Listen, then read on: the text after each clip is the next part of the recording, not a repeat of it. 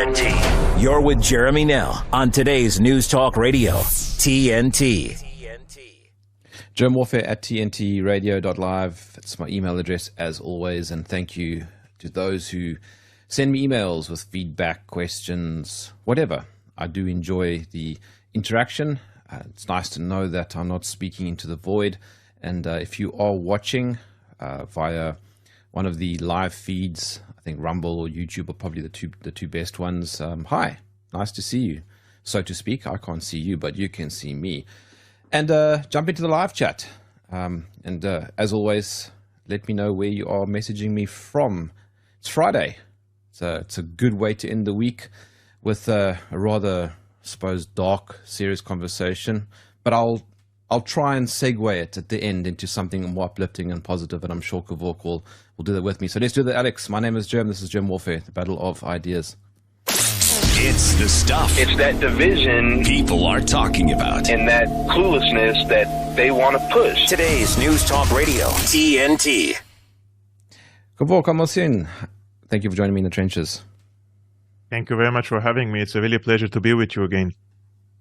Yes, the pleasure's all mine. It's quite a dark conversation, and as I said a moment ago, I'm hoping that towards the end we can see some light at the end of the tunnel. But for now, Kevork, would you mind just kind of zooming out as if you were a bird and just give me the outlook on what's currently happening in the Middle East?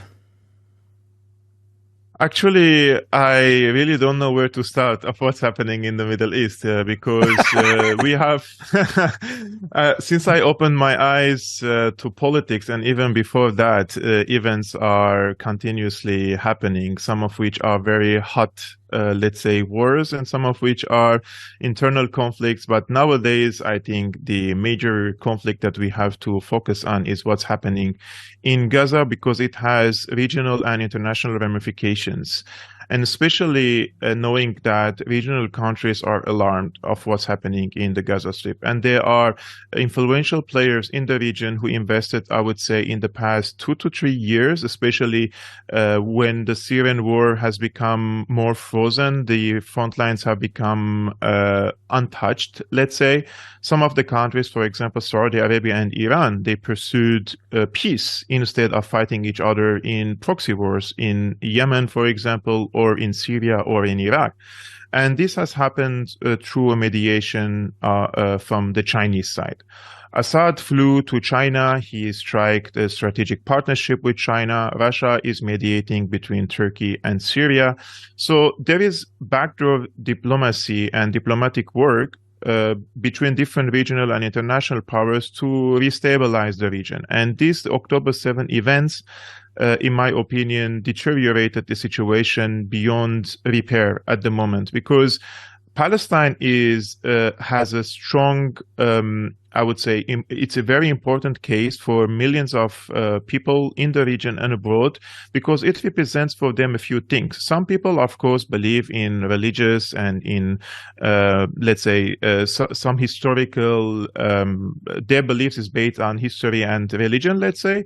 But also there are so many people are interested because it represents a struggle of people who are under occupation, and they see it in a way that this is an issue of colonialism and anti-colonialism forces. So we can see there is a big vertical rift that happened in all societies, and this is not exclusive to Arabic societies, but also in Western societies. For the first time, we can see that lots of younger generation are politically active in an issue that is really important for the rest of the world, instead of being just interested in some gender issues or sex issues and all these, I would say, distractions that the establishment was trying to promote among the younger generation for them to be detached from core issues, for example, one of which is in Palestine.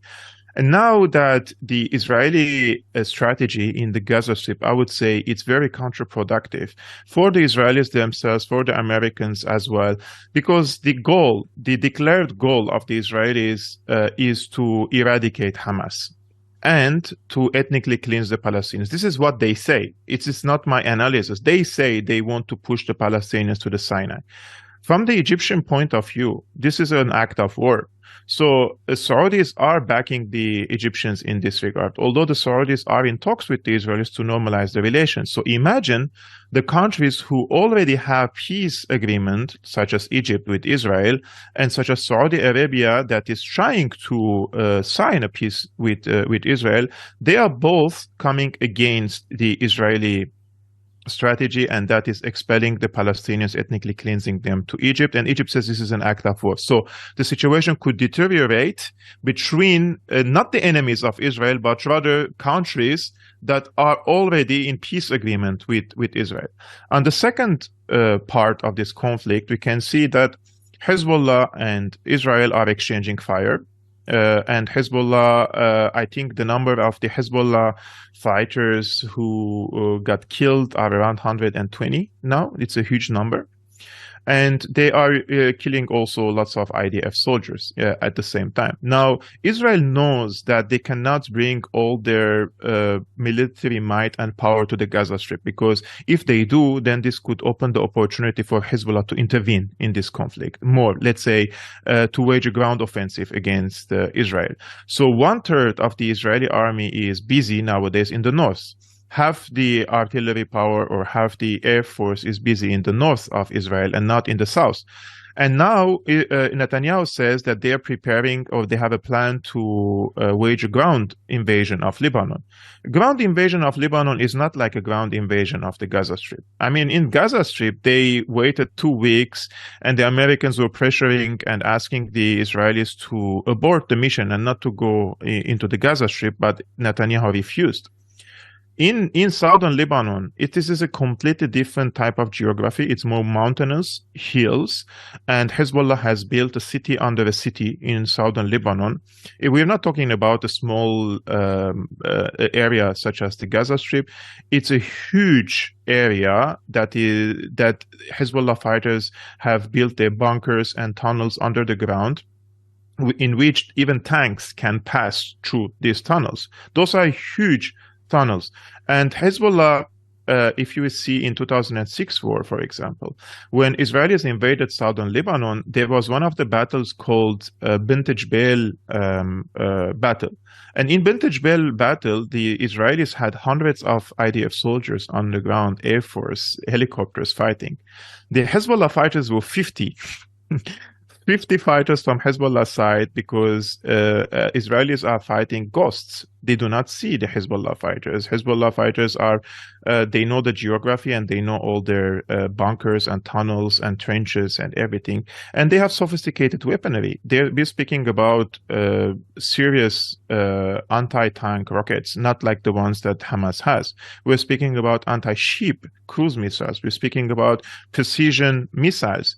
So Hezbollah can neutralize all the air force of Israel by targeting all the air bases of Israel, and that's why the American warships and aircraft carriers are in the Middle East, because in case of escalation, and if Hezbollah intervenes, then the Israeli warplanes will have no place to land, and then they will use the American warships and American cruise missiles. So apparently the Israeli policy here, which is eradicating Hamas and ethnically cleansing Palestine, this is, as we can see after 1.5 and 2 months of fighting, it's unattainable for them. Therefore, the risk for deterioration is high. And that also means American involvement will be imminent if the Israelis expand this war. So Americans know this. And when Jack Sullivan or Antony Blinken, when they come to Israel, whatever they say in media, in the press, it's different from what they speak in behind closed doors. In my opinion, and this is just, I'm being the naive me, Americans do not want a regional war. And the Americans are asking the Israelis to back down and tone down the military operation. And they're speaking, for example, see the language, what they use. They say, we have spoken about the second phase of this conflict, changing the type of warfare in Gaza into more targeted attacks instead of course, carpet bombing the Gaza Strip, because the Americans know that if things go out of hand, then you will have involvement from the Houthis in Yemen, you will have retaliation from the Iraqi resistance, you will have retaliation from the Syrian resistance, you will have Iranian involvement in this conflict, and we can see that the flow of energy will be blocked, the prices will be skyrocketed of the energy around the world, and also the international trade will be stopped through the Red Sea if the Houthis intervene. And the Americans, they have presence in the region, and if they want to defend themselves, then they have to bring their, again, air defenses. It's a very complicated situation. Americans do not want to get killed in the region for the Israelis at this current moment. But the Israelis have a strong, very strong influence in Washington, D.C., and in my opinion, they are dragging their ally to a conflict that the Americans do not want. And 70% of the Americans want a ceasefire now in the Gaza Strip. So the American administration is not listening to them. And in the UN General Assembly, when everybody, almost everybody, 155 countries voted in favor of resolutions that is calling for a ceasefire, that is calling for Palestinians' right for self-determination and a just solution for the Palestinian and Israeli conflict, only the United States voted against, and Israel, and some small islands that I have never heard of them before in my life. So when they speak about international community is now on the side of ceasefire, and we have to promote for a ceasefire, because what's the alternative of a ceasefire? It's war, and this war is killing around 200 kids every day. So if this is not an enough reason for people to wake up and call for a ceasefire, then they have to look at themselves in the mirror and see that there is really a monster there that is speaking and not a human, in my opinion, if they still want to continue this war in the Gaza Strip. Yeah, when I asked you for the bird's eye view, or a place to start, I also have that problem. It's so complex. The web is so intertwined and interwoven. And that's why I found myself kind of trying to go back to, well, actually the roots of Zionism, the roots of Israel and that sort of thing, because that seems to be where a lot of this is stemming from. You were talking about colonialism, and when I spoke to Professor Ilan Pape, he specifically used the words settler colonialism. In other words, there were people there already and they were dispersed, hence the Nakba. And I suspect that a lot of this goes back to that, doesn't it? My friend, I come from the Middle East. I come from Syria. We have a Jewish community in Syria. And I truly believe nowadays that the Jewish people are safer in Syria than in Israel. And this is probably ironic, but it's true. I have Jewish friends in Damascus. They can wear the kippah nowadays, and they can walk in the streets of Damascus, and nobody says anything or can even touch them. I saw that photograph. Yeah. And in the West, and I'm saying this with a heavy heart, because also Jewish people feel threatened. This is true. We cannot underestimate that they are afraid nowadays. But one of the reasons I'm saying, there are multiple reasons. There are people who are just pure anti-Semites, right? They hate the Jewish people for being Jewish people. But there is also another reason, that the Netanyahu government says that they are the only and the sole representative of the Jewish people in Palestine, in Israel, and all around the world. Because any Jewish person, and even if he or she is not born as a Jew, but his grandmother or his mother was a Jewish, they can claim Israeli citizenship. They can go and get an Israeli citizenship, and the Israeli government says, we represent you all around the world. So if the Netanyahu government represents, for an argument's sake, all the Jewish people around the world, which they don't, however, if they claim that and they are committing these atrocities, horrendous crimes in Gaza, in the West Bank, in Lebanon, in Syria, and elsewhere, then some people will attribute the actions of the Israeli government to the Jewish people, and they will say, this is your government, this is what the government is doing, and this government says that it represents the Jewish people.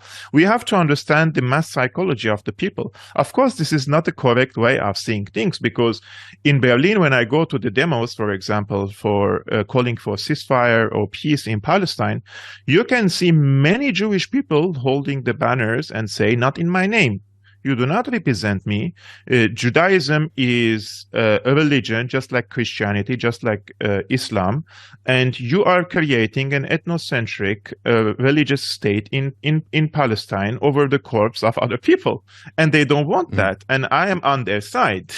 I'm on the side of the Jewish people who reject this Zionist project, because in my opinion, in the 20s, 30s, 40s, and when the Jewish people were persecuted and prosecuted, and they were living very harsh conditions, and they were subjugated to all sorts of sadism by different groups, whether state-sponsored or non-state-sponsored, persecution against the Jewish people, many of whom they wanted to escape this persecution, right? And many of whom they sat in the ships and they came to Palestine, and they were received as guests and as refugees. However, the planners of the Zionists who wanted to establish a state in Palestine, they converted this, what I would say, the escape of the Jewish people from their former countries to Palestine as a settler colonial project. So they converted the idea of saving the Jewish people from harm to a settler project on others' territories, on other people's lands and farms and apartments, right? So the difference is that the Jewish people, they have all the right to live in Palestine, and anyone who wants to come to Palestine and live as an equal citizen, they should be allowed to. Just like I am one of the people who encourage, and I still call on the Syrian government to do more, to encourage the Jewish people who have Syrian root, and now they are in the United States, most of them, to come back and visit their home country and see if they can resettle again. Because the beauty of the Syrian society, the Palestinian society, the Lebanese society, is that it has a rich multicultural, multi-societal, and multi-civilizational societies. And unlike the multiculti that the Western governments try to impose and socially engineer, it was formed naturally and not enforced from a tyrannical power from above, right? And I'm one of the proponents of that the Jewish people should come back and visit Syria, and if they can see that they can live again in Syria, that will be amazing. But not as a settler, not as someone who comes and takes my home or my apartment and says, now this has become mine. And this is happening because of the politicization of the pain, of the suffering of the Jewish people in the past by the Zionists in order to establish a nation for themselves in Palestine. Remember when Balfour said that we promise a homeland for the Jewish people in Palestine, he didn't say the nation, he didn't say the state, he didn't say the country. A homeland could be anywhere that they can live in peace and harmony with the rest of the people who were there. But the moment they arrived, the Zionists formed their militias from Argons, from Haganas, from other militias, and they burned down entire towns and entire cities, kicked out the Palestinians, tens of thousands of them, and they built their own settlements there. And this is unacceptable. We cannot accept this as a starting point of a conversation and say, let's forget what happened in the past, because what happened in the past is affecting the region today. And we have 500,000 Palestinian refugees in Syria. We have 500,000 Palestinian refugees in Lebanon, and we have 2 million Palestinian refugees in Jordan. So these countries, they have taken a huge burden of receiving Palestinians and trying to integrate them in the society, in their own societies. And of course, it's nowadays, nobody speaks about the right of return. The right of return is guaranteed by the UN. The UN Security Council Resolutions 242336, all of them say that the Palestinians have the right to return home. But who is going to allow them to go home? What's happening nowadays is the opposite. The Israeli government says, their officials say, they are going to kick 2.2 million Palestinians from the Gaza Strip to the Sinai. Why do they want to do that? Because in their vision, they believe in a one-state solution by the Zionists. This is their saying. This is not my analysis. In order to do that, my friend, there is one threat against the Israeli project, and that is the demographics. The Palestinians have a lot more higher birth rate compared to the Jewish people. And on the long run, if they're going to be committed to one state solution under the Zionist state, and there are going to be elections and other things, it has to be oppressive. The Jewish people have to be more than the Palestinian people for them to be dominant over the society. So you are excluding 2.2 million people to the Sinai, and the Israelis, what they're doing, and this is an information that I know, 100% accurate information, Israeli government is speaking with European governments in order to urge them to receive Palestinian refugees when they kick them out from the Gaza Strip to Sinai.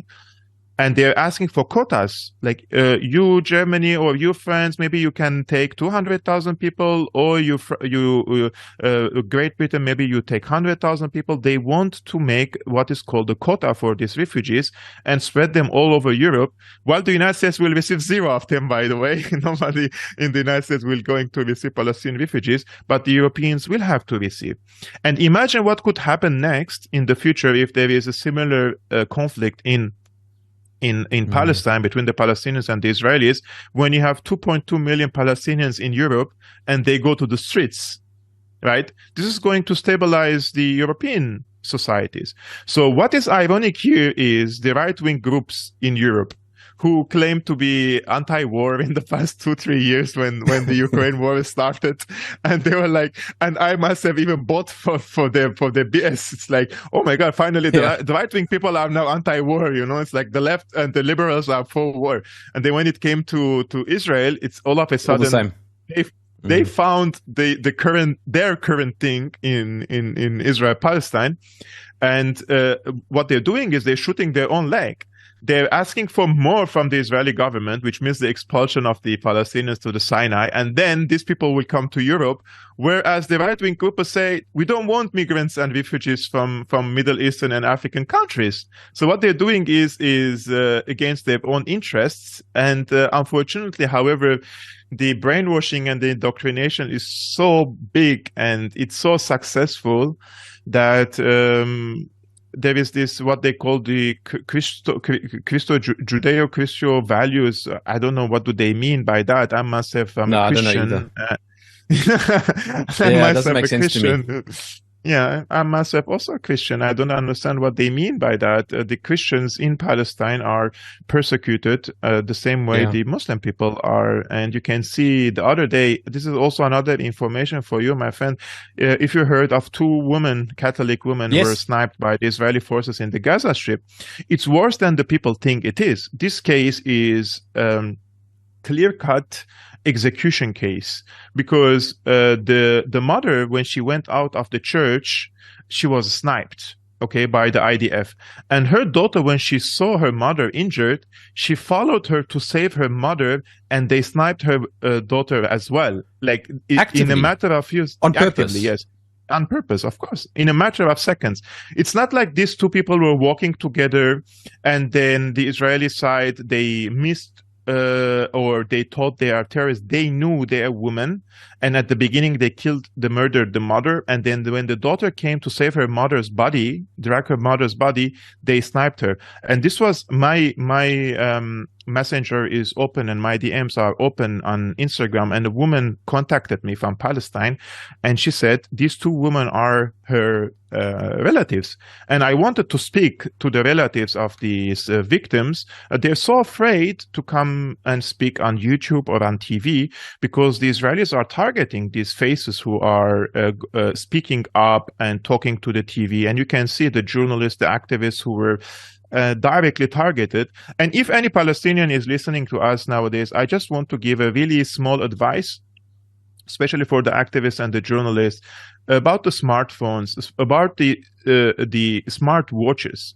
The smart watches, especially the Apples and the other Android watches, those are the complete open technologies for the Israeli side to infiltrate.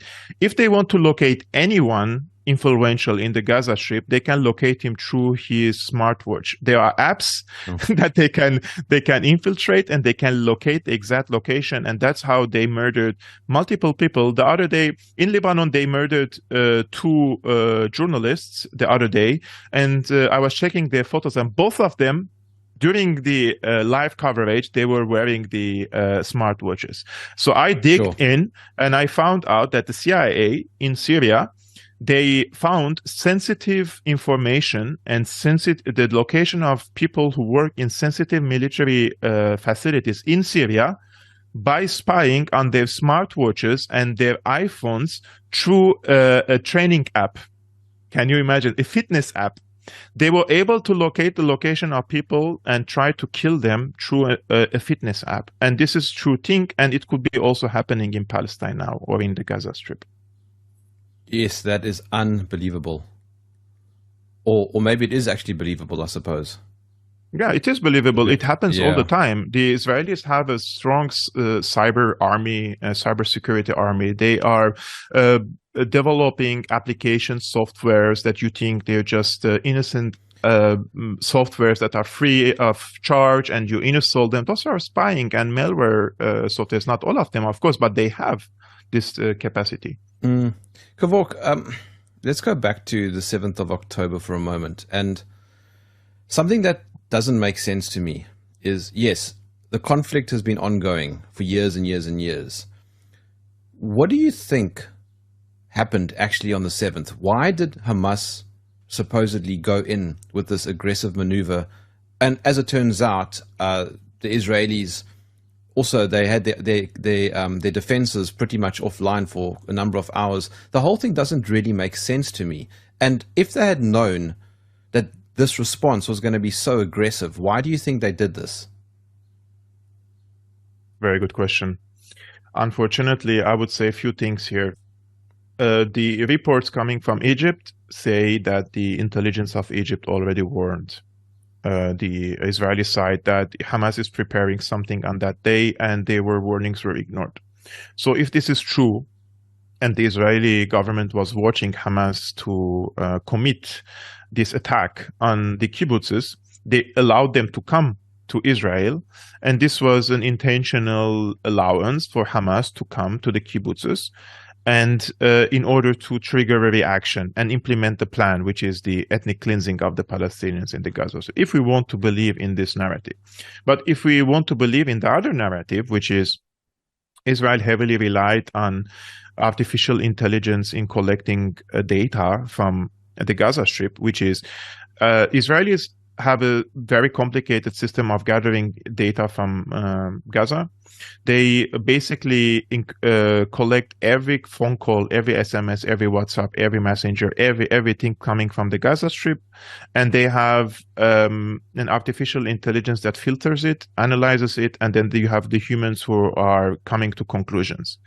And here comes the second theory, and that is a human failure to predict what was coming there, because this could be one of the two scenarios. One is that it is a complete artificial intelligence and human failure together, or two, Hamas had created a parallel communication apparatus and system that the Israelis were not aware of. And this is something that probably some people say it's a Chinese technology that the Israelis were blind about. Probably they brought this technology from friendly countries such as Iran, or I don't know, probably from other countries from the black market. I'm just giving a theories here. We don't know exactly if that is the case, but Scott Ritter believes that this was failure from the Israeli side, artificial intelligence failure and human failure. But the other theory is, which is probable, it is also probable that the Hamas, they blinded the Israelis by sending the same signals that the Israelis always expect. So they are still collecting all the data, the same quantities and the same quality of data from the Gaza Strip. But in parallel, they established a secure communication system among them, very few people, and they were preparing for it, for this attack. Why Hamas did this? This is another very important question, because the retaliation of the Israeli side, it doesn't amount to the act that Hamas did. Of course, there was so much exaggerations. First, they said 2,000 civilians dead. Then it was 1,400. Then 1,200. And now, of the 1,200, we know half of them were soldiers, and we have around 200 hostages in Gaza. If you ask me, I believe that Hamas did this to take as much as hostage as possible, to kill the soldiers in the military bases around the Gaza Strip, to humiliate the Israeli army in front of the public opinion, in front of the Islamic world, and show them how they were dragged from their military bases and killed. And two, to get as much as hostage as possible to exchange them with the 5,000 Palestinian hostages in Israeli prisons. This is, if I'm there and I'm living there and I'm going to plan for such an attack, if I'm thinking rationally, I would do such things.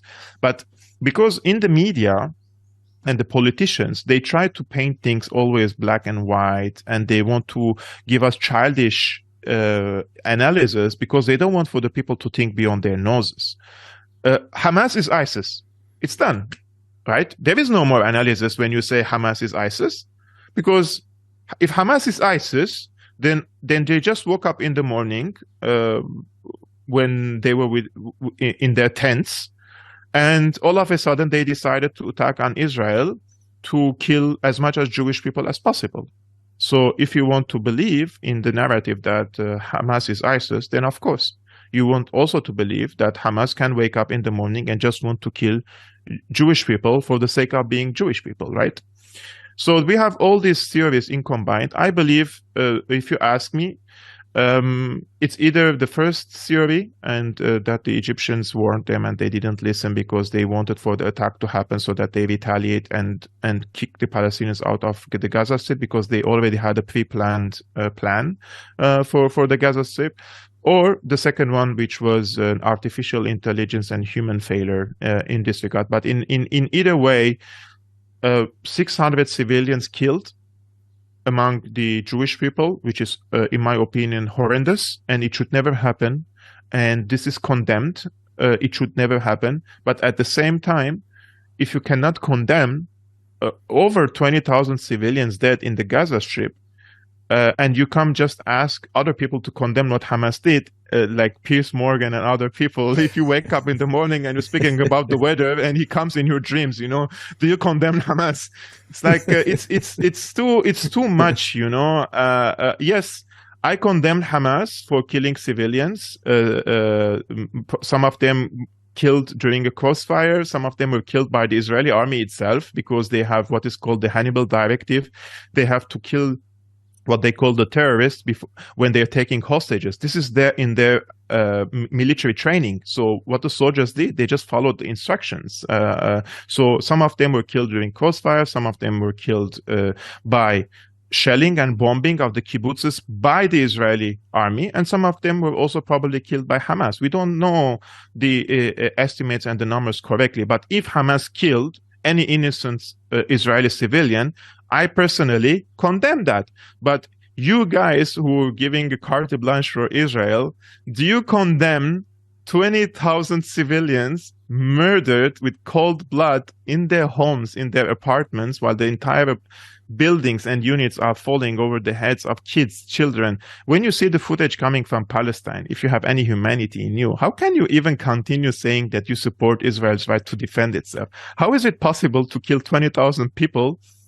50% of the ammunition Israel uses is unguided rockets and unguided missiles. They don't even want to use the precision missiles, which gives you the impression that the Israelis do not want to minimize the civilian casualties in the Gaza Strip, because even if the war is over, even if they don't defeat Hamas in the mindset of Israel, they should make Gaza unlivable, uninhabitable for the people, so that nobody comes to northern Gaza again. And 2.2 million people are stuck in southern Gaza. in a very small area, very densely populated, there's going to be diseases, there's going to be outbreaks of diseases, there's going to be a high level of students not going to schools. There's going to be all sorts of bad things. If you cage 2.2 million people, the size of Gaza Strip, right? It's very small already. Now half of it is destroyed. The other half is going to stay in southern Gaza, and nobody's allowed to come and rebuild the northern Gaza. Israelis are not going to allow that. So now the pressure will be all the time on Egypt to open the border and slowly take some of the refugees, put them in what Israelis call tent cities there, and then give them asylum statuses and send them to Europe. This is what the Israeli government is thinking. It's either complete annihilation and the ethnic cleansing of Palestinians now, or we force them to stay in southern Gaza and slowly take them to Egypt through the next months and years, and take them all to Europe at the end. And I know from my experience here in Berlin, I have friends from the Gaza Strip, and this was happening a long time ago. Any Palestinian in the Gaza Strip who studied, let's say, bachelor degree in engineering or any other faculty, they were receiving scholarships or human sciences or humanities. They were receiving scholarships in Europe very quickly. If you want to come to Europe to visit, that's impossible. They're not going to give you a visa to come and visit Europe. They're not going to give you any sort of different visas just for education, and by doing so, they empty the society in the Gaza Strip from their intellectuals, and also weakening the social fabric of the Palestinians there. This is all well, in my opinion, planned, what they did. And when you were a Palestinian from Gaza and you came to, let's say, Paris or to Berlin, and you studied here and you did your master and then PhD, do you really think that this person is going to go back and live in the Gaza Strip under the bombs? Of course not. Yeah. He's going to have his degree, he's going to have his job, and then they open something else called family reunion. Family reunion is if I'm a man from the Gaza Strip, I'm educated, I have a job, I can bring my family, I can bring my father, I can bring my mother. So that's how you empty also the Gaza Strip. Slowly. They were doing it for quite some time, and now it accelerated. Kevork Almassian, I'll be back with you shortly. My name is Jerm. This is TNT Radio. With his expert analysis and opinion, this is TNT Radio's Timothy Shea. If by some unimaginable of the transgender nutcracker down a hallway hideously decorated by Dr. Joe Biden for Christmas at the White House, if the answer to one or more of these questions is yes, you might be a Democrat. You are loved. You are valued. You are resilient.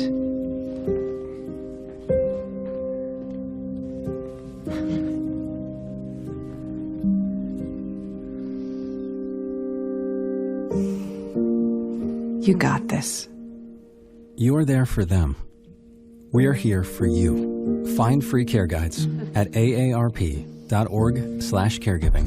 Jeremy Nell on today's News Talk Radio, TNT. Kevork, I did say at the beginning of the conversation I wanted a silver lining. Do you have a silver lining? Actually, I really don't know if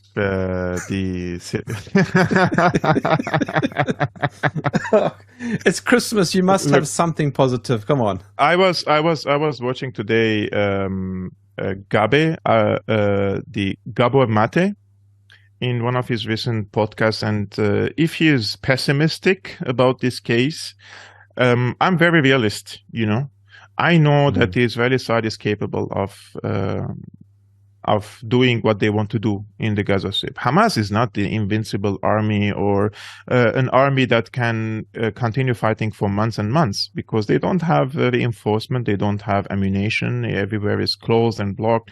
I mean, it's not like Hezbollah. Hezbollah has an open border with Syria, to Iraq, to Iran. They always can get reinforcement and ammunition and weaponry, but Hamas cannot. So realistically speaking, Israel can actually do ethnic cleansing there. The challenge is now on what is called the international community, on the quote-unquote rules-based order.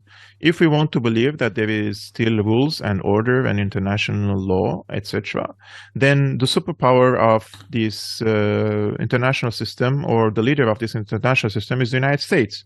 But the United States refuses to vote for ceasefire in the UN Security Council, in the UN General Assembly, even in the UN General Assembly, that is unbinding resolution. Americans are voting against it.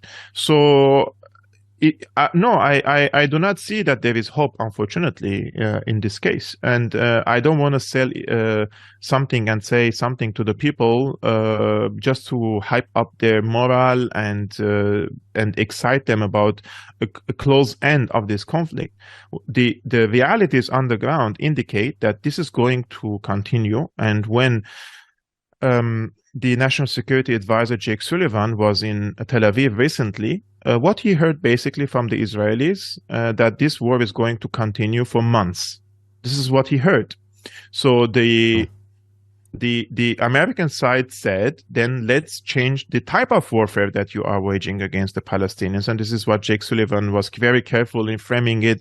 We're going to discussing about changing, like jumping to the second phase of this conflict to more targeted killing.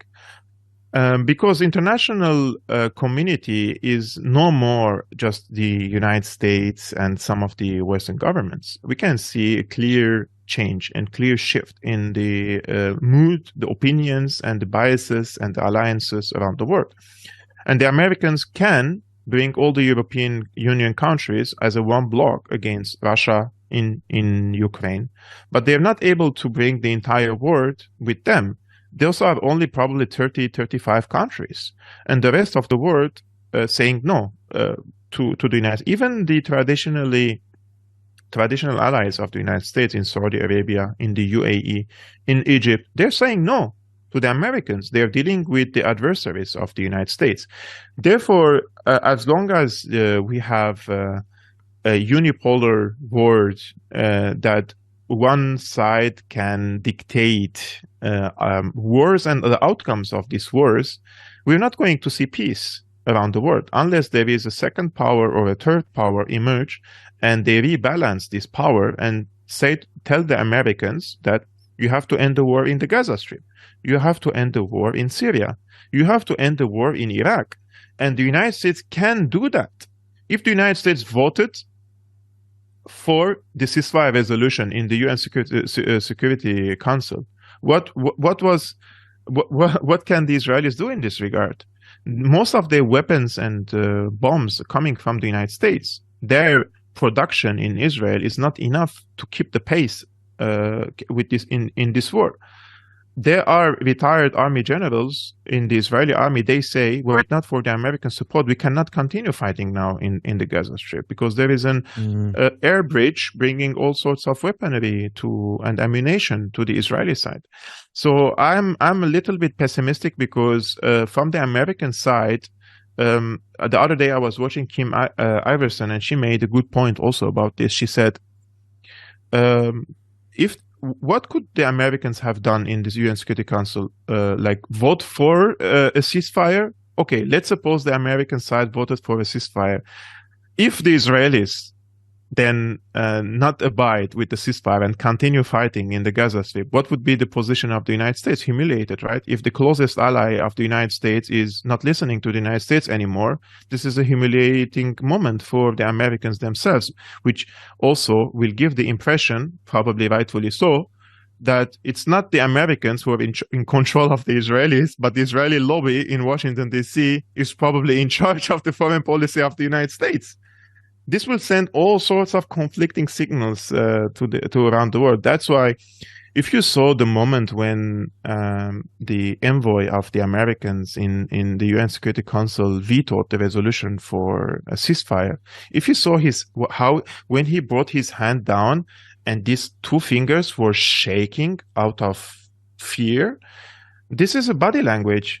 You know that this guy knows that what he did is wrong. And his adrenaline levels were hitting his brain, and his conscience was really hurting him, but he has to follow the instructions from Washington, D.C. anyways.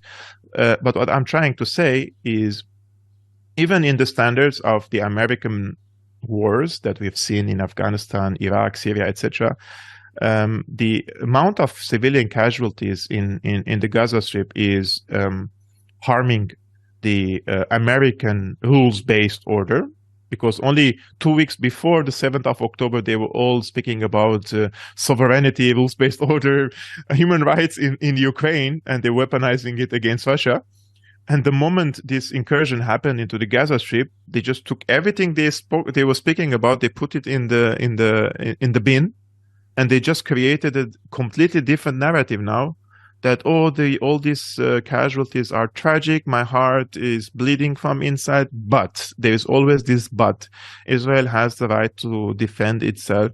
Israel has the right to doesn't have the right to defend itself on occupied territory.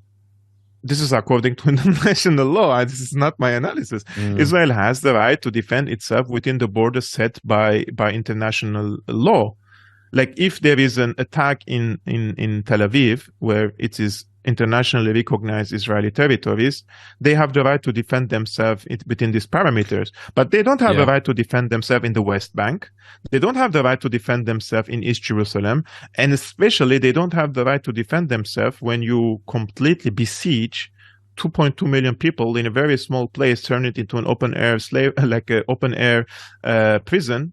Those are not my words. Human rights organizations are saying this.